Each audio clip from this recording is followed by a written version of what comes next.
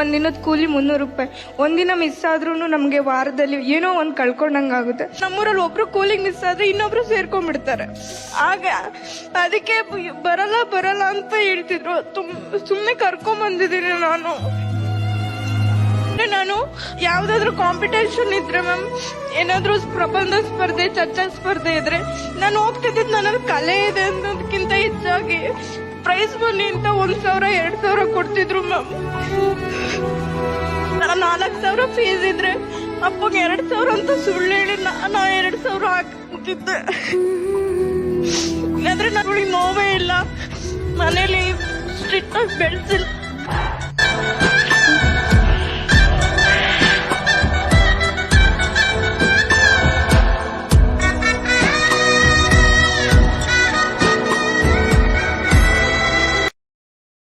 Download ShareChat.